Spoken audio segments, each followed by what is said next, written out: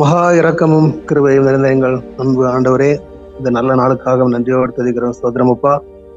இந்த நாளில் கூட ஆண்டவரே, ஜூம் மீட்டிங் வாயிலாக ஆண்டவரே அப்பா, ஒவ்வொரு அப்போஸ்தலர்களையும் அப்பா மிஷனரிகளையும் நாங்கள் பார்க்கும்படியாக, அவருடைய வாழ்க்கையை நாங்கள் பார்க்கும்படியாக, அவர் செய்த ஊழியங்களை பார்க்கும்படியாக என்று கொடுத்த கிருபைக்காக நன்றி. இந்த நாளிலும் ஆண்டவரே, பரிசுத்த மத்தேயு என்பவர் வாழ்க்கையை குறித்து நாங்கள் பார்க்க இருக்கிற சப்பா, இது எங்களுக்கு ஆசீர்வாதம் மாட்டித்தாங்க. ஜூம் மீட்டில் கலந்துருக்கிற ஒவ்வொரு பாஸ்டர்ஸையும் மற்றும் ஆண்டவரே அப்பா, விசுவாசிகளையும் ஸ்டாஃப்களையும் ஆண்டவரே ஒவ்வொரு தேவ பிள்ளைகளையும் கத்தில் ஒப்பிடுகிறோம்.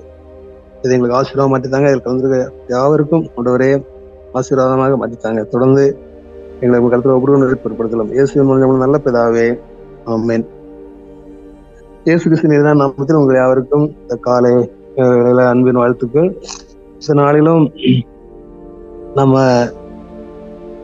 பார்க்க போறது யாருன்னா, பரிசுத்த மத்தேயு குறித்து நம்ம பார்க்க போறோம்.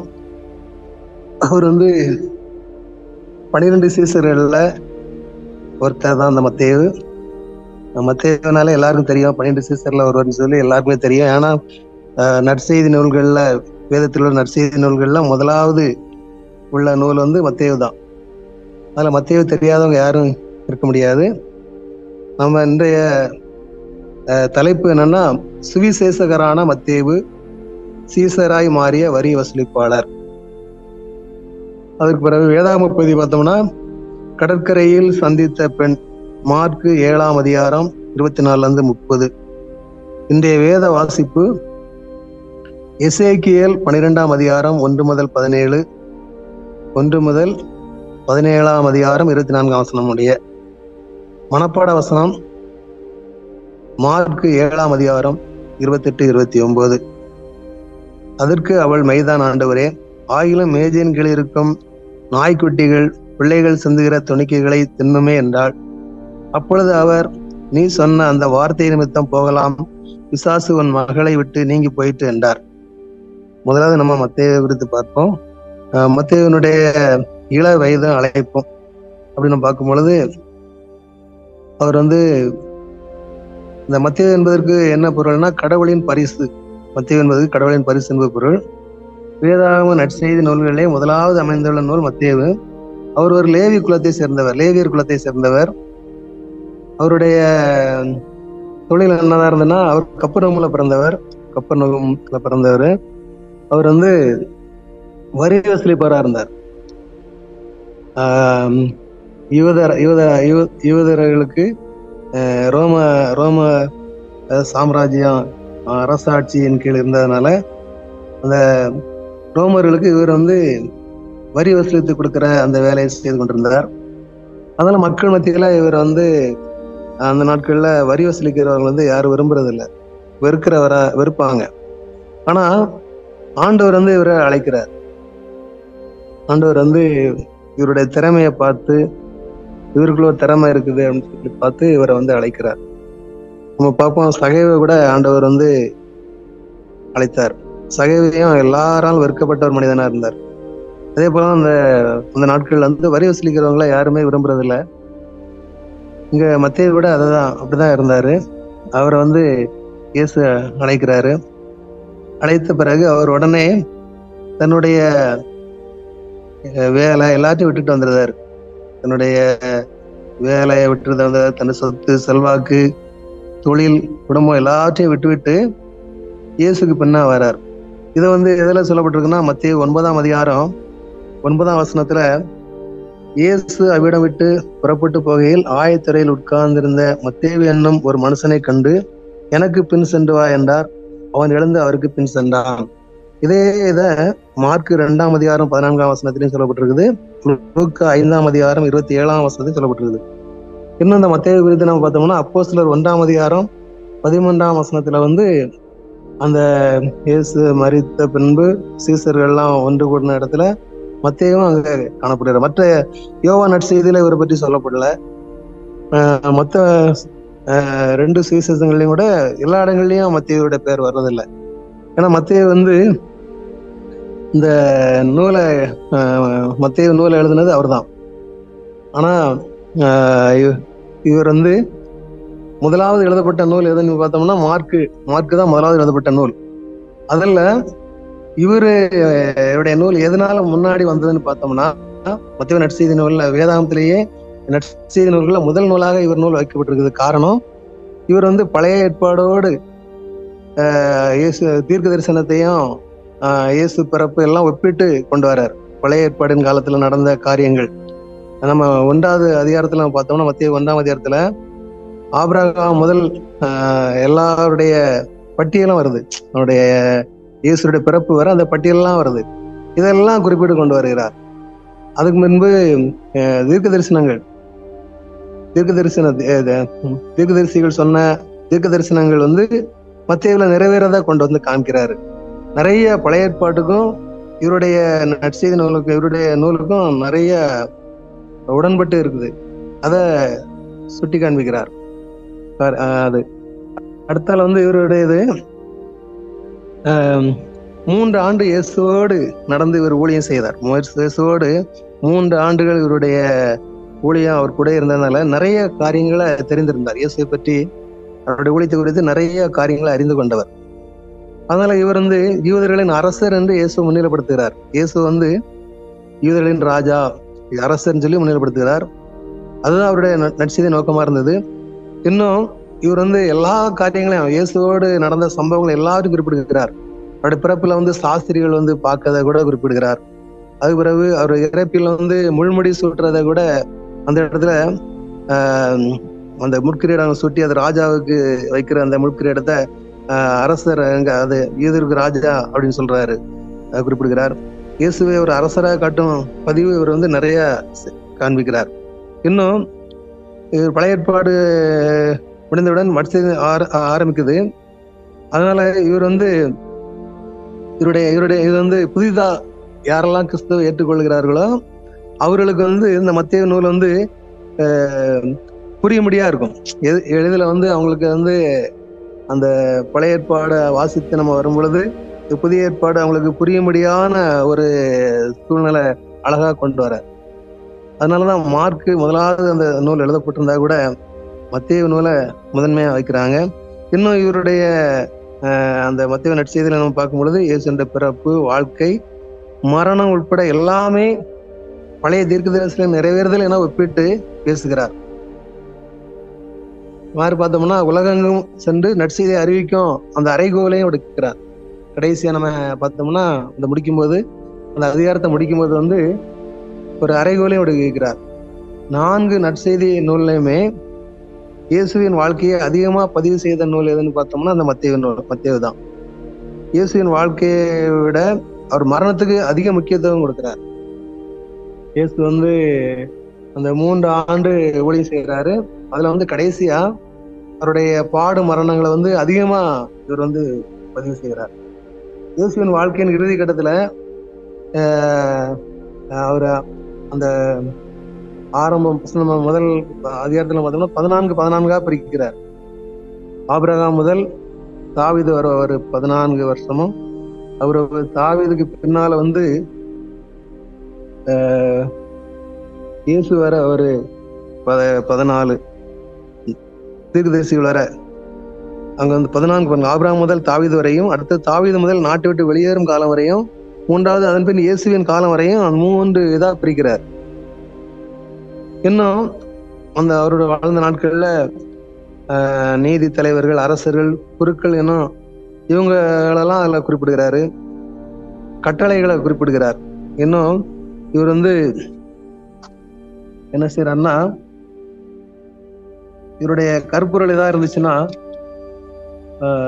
முக்கிய கருப்பொருளே பரலோக ராஜ்யத்தை குறித்தும், இயேசு அவருடைய அந்த நற்செய்தி நூல்ல அதிகம் வர்றது பரலோக ராஜ்யம், இயேசு, மனுஷகுமாரன், சீசர்கள் மற்றும் கட்டளைகள், இந்த வார்த்தைகளை மத்தேயு அதிகமா பயன்படுத்துறார். அதுதான் முக்கிய கருப்பொருளா இருக்கிறார். இன்னும் இந்த பரலோக ராஜ்யம் என்கிற வார்த்தை மத்தேயு நற்செய்தியில 32 முறை பயன்படுத்துறார். இது மட்டும் இல்ல, இயேசுவின் பிரசங்கத்தின் முக்கிய கருப்பொருளாக பரலோக ராஜ்யம் என்பது கடவுளின் ஆளுகை மற்றும் இயேசுவின் மூலம் வரும் ரட்சிப்பையும் இது குறிக்குது. இவர் வந்து அதை முக்கியப்படுத்துகிறார். இன்னும் அந்த நற்செய்தி நூல் நம்ம பார்க்கும்போது இயேசுவின் பெயர் நற்செய்தி நூல்ல அவருடைய மத்தேயுல 165 முறை இயேசுன்னு பயன்படுத்துறார். அவருடைய போதனைகள், இயேசுடைய போதனைகளை, அவருடைய முக்கியத்துவத்தை, அவருடைய செயல்களை எல்லாவற்றையுமே, இயேசுடைய ஓமைகள் எல்லாம் ஒன்று விடாம அந்த கட்டளைகள் எல்லாத்தையும் கொண்டு வராரு. பழைய ஏற்பாட்டில் உள்ளதெல்லாம் கொண்டு வராரு, முன்னிலைப்படுத்துகிறார். இன்னும் சீடர்கள் குறித்து பார்த்தோம்னா அதை பற்றி 77 முறை சீசர்களை பத்தி சொல்றாரு.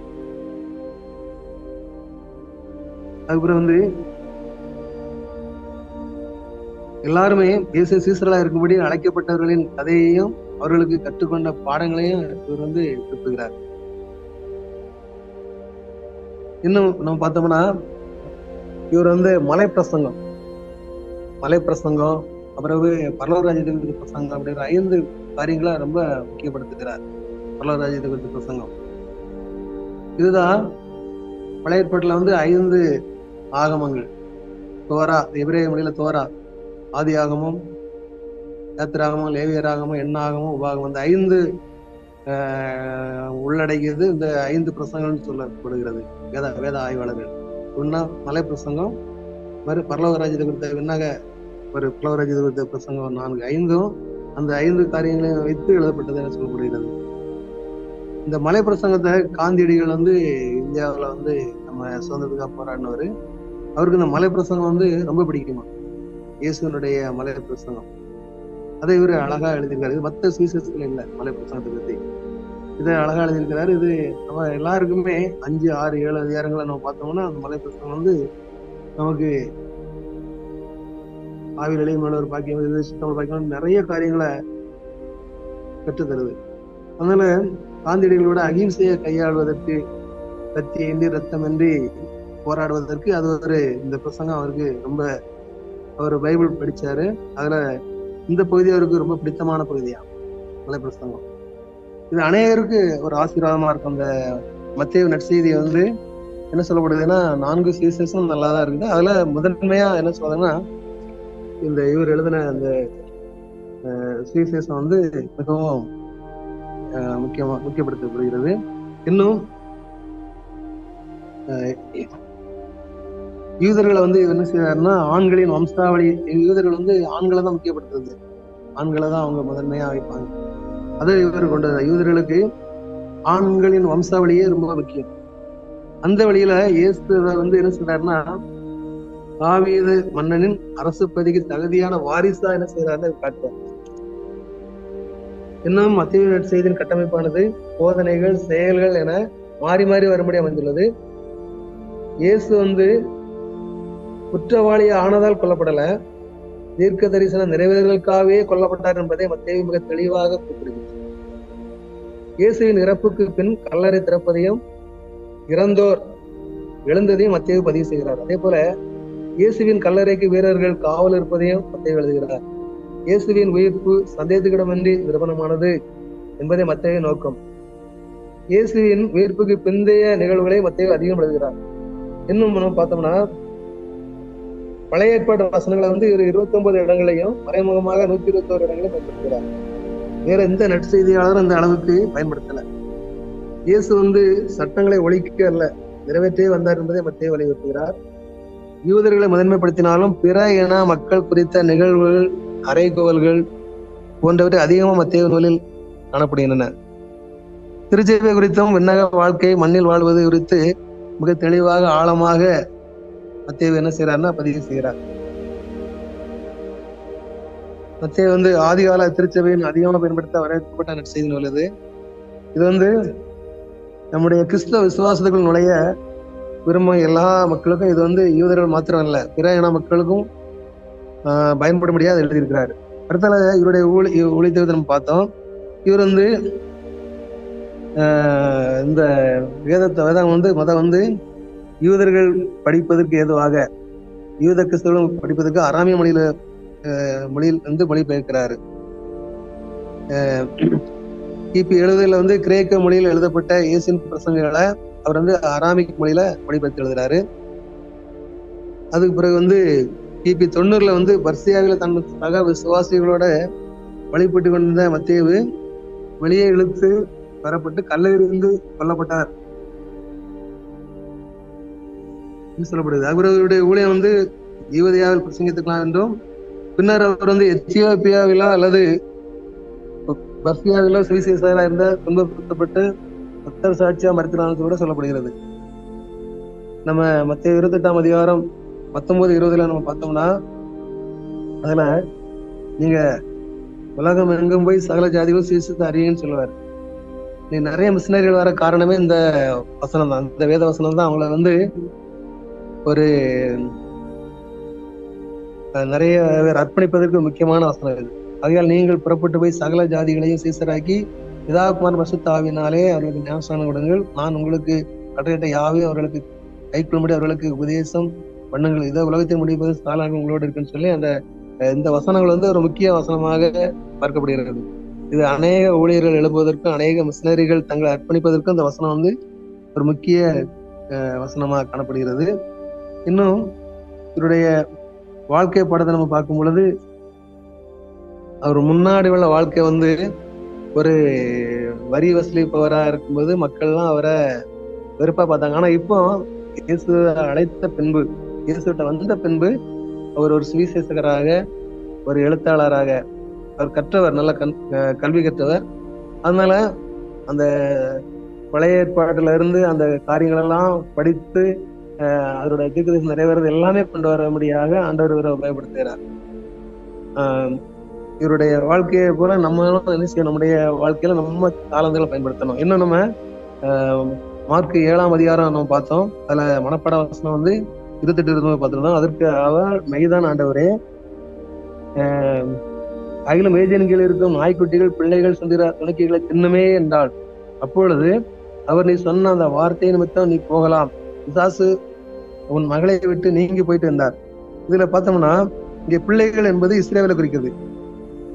அப்ப நற்செய்தியானது முதலாவது இஸ்ரேவேலுக்கு கொடுக்கப்பட வேண்டும் என்று இயேசு சுட்டி காட்டுறாரு அந்த ஸ்திரீட்ட. அந்த ஸ்திரீ யாருன்னு பார்த்தோம்னா சிரோபேனிக தேசத்தாளாகிய ஒரு ஸ்திரீ, சிரோபேனிக்கியா ஸ்திரீ.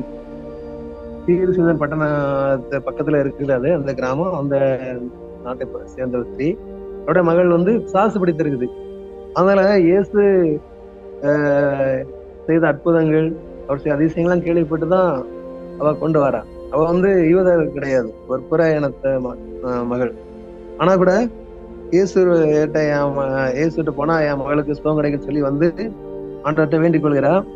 அப்ப ஆண்டவர் என்ன சொல்றதுன்னா, முதலாவது இஸ்ரவேலுக்கு தான் இந்த நற்செய்தி கொடுக்கணும் என்று சுட்டி காட்டுறாரு. ஆனா அந்த ஸ்திரீ இதை புரிந்து கொண்டாள். இன்னும் அவ என்ன செய்யறான்னா, ஆண்டவர்கிட்ட வந்து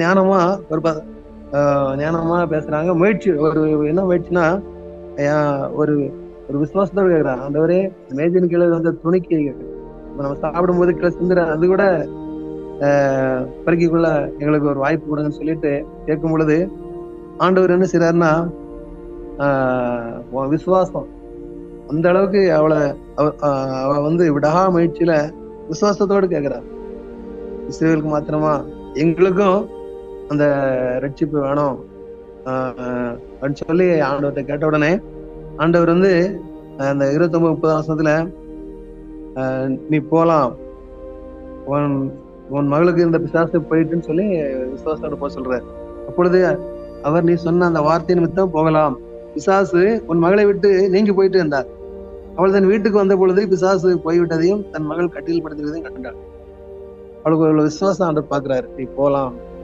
ஏன்னா இந்த அம்மா வந்து விடுற மாதிரி இல்லை, எப்படியாவது இவர்கிட்ட வந்து நன்மை பெற்றாக வேண்டும் சொல்லி. இன்னைக்கு நாமும் கூட நம்ம வீட்டுல நம்ம வாழ்க்கையில மற்றவர்களுக்காக, தன்னோட மகளுக்காக வேண்டிக் கொள்றாங்க, நாம நமக்காக வேண்டிக் கொள்ளலாம், மற்றவர்கள் வேண்டிக் கொள்ளலாம். அப்ப நம்ம விசுவாசத்தோடு நமக்கு அந்த ஜெயம் கிடைக்கும் வர, வெற்றி கிடைக்கும் வர, ஒரு பலவீனம் இருந்தா சுகம் கிடைக்கும் வர, தேவைன்னா அது கிடைக்கும் வர, எந்த ஒரு காரியமானாலும் சரி விசுவாசத்துல நம்ம குறைவில்லாதபடி என்ன செய்யணும், நம்ம கேட்கணும். இப்போ மத்தேயுவை கூப்பிட்டாங்க, இயேசு கூப்பிட்ட உடனே விசுவாசம் இருந்தது, எல்லாத்தையும் விட்டுட்டு வந்துட்டார். அப்ப இன்னைக்கு நம்ம ஊழியத்துல இன்னைக்கு அழைக்கப்பட்டவர்களா இருக்கிறோம், ஊழியத்துல இருக்கிறோம், கலத்தில நிறைய பேர் பலவிதமான ஊழியத்துல இருக்கிறோம். வார்டன்ஸா இருக்கிறோம், இவரை வந்து எல்லா விதமான டிரைவர்ஸா இருக்கிறோம், பாஸ்டர்ஸா இருக்கிறோம், ஸ்டாஃப், ஆபீஸ் அலுவலகங்கள் எல்லாமே ஊழியக்காரங்க தான். எல்லா ஊழியக்காரங்களும் ஆண்டவர் ஒவ்வொரு விதம் அழைச்சிருக்கிறாரு. அப்போ இந்த ஊழியத்துல வந்து ஒரு அர்ப்பணிப்பு இருக்கிறதுனாலதான் நம்ம இருக்க முடியும். அர்ப்பணிப்பு இல்லைன்னா ஊழியத்துல இருக்க முடியாது. ஆண்டவர் சொன்ன மாத்திரத்துல அவரு சொத்து சுகம் எல்லாத்தையும் விட்டுட்டு மத்திய வந்துட்டாரு. அதே போல நாம கூட அந்த விசுவாசம் நமக்கு ஆண்டவர்கிட்ட வந்துட்டோம். ஆண்டவர் நம்மளை பார்த்துக்குவார். கலப்பை வைக்கிற பின்னிட்டு பார்க்க மாட்டான். கலப்பில கை வச்சுதான் பின்னாடி பார்க்க மாட்டான். அவரு நம்ம வந்து பாடுகள் வரலாம், பிரச்சனைகள் வரலாம், உபத்திரங்கள் வரலாம், நிந்தைகள், அவமானங்கள் வரலாம். ஊழியங்கள்ல, நம்ம வாழ்க்கையில எல்லா நேரங்களையும் நம்ம முதன்மையா வைத்திருக்கிறது இயேசுவை வைத்து நம்ம அவருக்கு பின்னால போகும் பொழுது ஆண்டவர் நமக்கு நம்முடைய வாழ்க்கையில ஜெயமா மாற்றி தருவார். அப்ப நம்ம வந்து எல்லா நேரங்கள்லயும் இந்த விசுவாசம் நம்ம வாழ்க்கையில குறையக்கூடாது. விசுவாசம் 12 சீசர்களும் ஆண்டவர் அழைச்சாரு. ஒவ்வொருத்தரையும் அவங்களுடைய மீன் பிடிச்சவங்க படகை விட்டுட்டு வந்துட்டாங்க, வலையை விட்டுட்டு வந்துட்டாங்க, எல்லாவற்றையும் விட்டு இயேசுக்கு பின் சென்று வந்தாங்க. ஆனா மத்தேயு இந்த குறித்து நிறைய சுவிசேஷத்துல, யோவான் சுவிசேஷத்துல சொல்லப்படல. இன்னும் மற்ற சீசர்கள்லாம் பாத்தீங்கன்னா நிறைய சுவிசேஷங்கள் வருவாங்க. ஆனா இவர் பேர் வந்து இந்த குறிப்பிட்ட இடங்கள்ல தான் இருக்குது. ஆனா மத்தேயு அந்த நூல் எழுதினதே அவர் தான். பிரியமானவர்களே, அதனால நம்ம வாழ்க்கையிலும் கூட நமக்கு ஆண்டவர் வந்து ஒவ்வொருக்கும் ஒரு தாளந்தை கொடுத்திருக்கிறார். நமக்கு கொடுக்கப்பட்ட தாளந்தை நம்ம பயன்படுத்தும் பொழுது ஆண்டவர் நம்ம வாழ்க்கையிலையும் பெரிய பெரிய காரியங்களை செய்வார், பெரிய பெரிய அற்புதங்களை செய்வார். நம்ம வாழ்க்கையில குறைவை நிறைவாக்கி தருவார். இந்த நாள் நமக்கு ஒரு ஆசீர்வாதமா, ஒரு நல்ல நாளா ஆண்டவர் மாற்றி தருவார். நம்ம ஜெபம் செய்யலாம். ஜெபம் செய்வோம். ஸ்தோத்திரம் ஆண்டவரே, ஸ்தோத்திரம். துதிக்கிறேன் சப்பா. இந்த நல்ல நாளுக்காக நன்றியோடு துதிக்கிறேன். ஸ்தோத்திரம் ஆண்டவரே. இந்த நாளையும் கூட 12 சீசர்கள்ல ஒருவரான மத்தேயு குறித்து நம்ம பார்த்தோம் ஆண்டவரே. அவருடைய ஆரம்ப கால வாழ்க்கையை ஒரு வரி வசூலிப்பாக இருந்தாலும் கூட ஆண்டவரே, நீங்க அழைத்த அழைப்பின் நிமித்தமாக அவர் தன்னுடைய வேலை, தன்னுடைய குடும்பம், சொத்து எல்லாவற்றையும் விட்டு ஆண்டவரே உன் பின்னாக வந்ததை கண்டோம் ஆண்டவரே. அவர் உமக்கு என்ற ஒரு வைராக்கியமாக உம்மோடு கூட 3 ஆண்டுகள் ஊழியம் செய்து ஆண்டவரே உம்முடைய எல்லா காரியங்களையும் அப்பா தன்னுடைய மத்தேயு சுவிசேஷம் நற்செய்தி நூல்ல அவர் எழுத நீர் அவர் உபயோகப்படுத்தினாக்க நன்றி செலுத்துகிறோம். அவருக்கு கொடுக்கப்பட்ட தாளந்தை அவர் உபயோகப்படுத்த நாங்கள் பார்க்க முடிகிறதே சப்பா. கடைசி அவருடைய மரணோட ரத்த சாட்சியா மறிக்கிறார் ஆண்டவரே. அதே போல எங்க வாழ்க்கையிலும் கூட நாங்கள் அழைத்த அழைப்புல உண்மை மொத்தமா இருந்து எங்களுக்கு கொடுக்கப்பட்ட ஊழியத்தை நாங்கள் நேர்த்தியாக செய்ய எங்களுக்கு உதவி செய்யுங்க. எந்த சூழ்நிலையிலும் நாங்கள் ஆண்டவரே அப்பா உமக்கு பிரியமில்லாத வாழ்க்கையை வாழாதபடி நேருக்கு சாட்சியா ஜீவிக்க எங்களுக்கு உதவி செய்யுங்க. இந்த ஜூம் மீட்டில் கலந்துருக்கிற பாஸ்டர்ஸையும் அவருடைய குடும்பங்களையும் ஆசிர்வதிங்க. ஒவ்வொரு சகோதர சகோதரிகளை ஆசிர்வதிங்க ஆண்டவரே. ஒவ்வொரு ஸ்டாஃப்ல நீங்க ஆசிர்வதிங்க. ஒரு தேவையை சந்திங்க. இன்னும் அங்கலாண்டி ஆசிர்வதிங்க அப்பா. அவர் செய்த ஊழியங்களை ஆசிர்வதிங்க. உலகத்தின் தேவையை சந்திங்க. அவருடைய 3 மகன்கள், அவருடைய மனைவிகளை ஆசிர்வதிங்க ஆண்டவரே.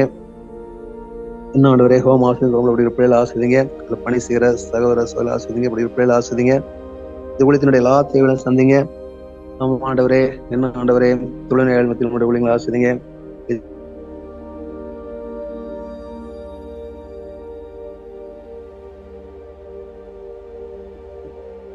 சந்திங்க. இன்னும்